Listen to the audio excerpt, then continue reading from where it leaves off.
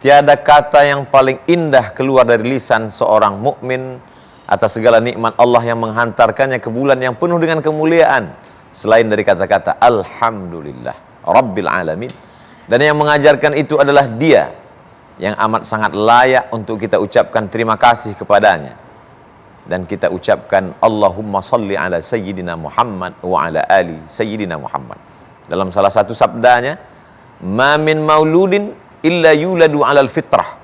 Semua manusia yang terlahir dalam keadaan fitrah. Dijelaskan oleh Abu Hurairah radhiyallahu an, makna fitrah adalah fitratul Islam, kesucian Islam. Dari mulai matanya yang suci, pendengaran telinganya yang suci, otak akal pikirannya suci, lubuk hati yang paling dalam suci, langkah kakinya suci. Jadi kalau selama ini pernah ternoda, pernah silap dan salah, terjerumus dalam dosa, maka inilah saatnya untuk kembali kepada kesucian. Bagaimana caranya? Ya ayyuhalladzina amanu, hai orang-orang yang percaya kepada Allah Subhanahu wa taala, bahwa setelah hidup ini dia akan mati, dan setelah mati dia akan hidup sekali lagi untuk mempertanggungjawabkan segala amalnya di hadapan Allah. Tubu ilallah, kembalilah kepada fitrah yang sudah disuratkan, ditetapkan untuk setiap manusia. Tubu ilallah, bertaubatlah kepada Allah taubatan nasuha, taubat yang sebenar-benar taubat. Kata nasuha diambil dari orang yang ketika memanen madu, lalu kemudian madu masih bercampur dengan sarang madu, dengan anak lebah, dengan sampah kayu, kemudian disaring dengan kain yang tipis. Maka proses penyaringan madu murni asli dari sampah-sampah ini, itu disebut dengan nasuha. Begitulah orang dengan segala kotoran yang ada di matanya, di telinganya, di tangannya, di kakinya, di hidungnya, di akal pikirannya, di hatinya. Maka ketika dia disaring dengan saringan Ramadan, dia akan kembali kepada fitrah aslinya. Tapi proses ini tidaklah semudah membalikkan telapak tangan. Akan ada yang menghalangi, sahabat dekat, kawan. Ingat, ketika mereka menghalangi, nantilah bertaubat menunggu tua, nantilah kita akan berpuasa beramal soleh, masih ada kesempatan panjang. Adakah yang bisa menjamin bahwa kita akan bertemu lagi dengan Ramadan di masa akan datang?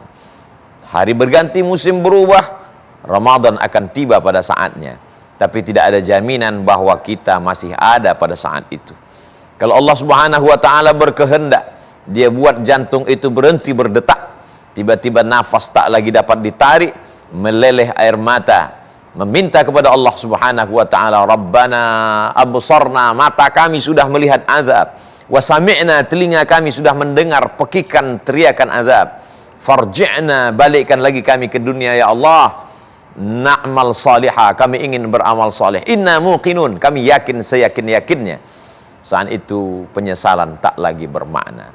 Kalau di bulan Ramadan saja tidak membersihkan pakaian, kalau di bulan Ramadan saja tidak membersihkan pikiran, kalau di Ramadan saja tidak membersihkan lisan, kalau di Ramadan saja tidak mensucikan hati, maka bagaimana di bulan-bulan yang lain? Bukankah di bulan ini setiap menit detiknya dijanjikan keutamaan-keutamaan? Fihi lailatun, di dalamnya ada satu malam, khairun min alfi syahri, lebih baik daripada 1000 bulan. Keutamaan itu hanya dicari oleh orang yang rindu dan kenal pada keutamaan. Pepatah kita mengatakan tak kenal maka tak sayang. Maka kenali Ramadan dengan banyak mendengarkan tausiah, tazkirah dan kajian. Setelah kenal, datang keingintahuan, puncaknya datang kerinduan. Rindu akan merasuk ke dalam hati, melelehkan air mata. La ya'rif man lam yadhuq, orang tidak akan pernah tahu kalau dia tidak pernah merasakannya. Maka bersyukurlah kepada Allah kalau masih ada rasa rindu ingin kembali kepada fitrah. Nun, jauh di lubuk hati yang paling dalam, pelaku dosa sebenarnya sadar akan segala dosa-dosanya, menunggu momentum kapan akan tiba. Inilah tepat masa yang belum tentu akan datang 2 kali di masa akan datang. Saat terkabulnya doa, menunggu azan maghrib berkumandang, panjatkan istighfar, tasbih, tahmid dan takbir.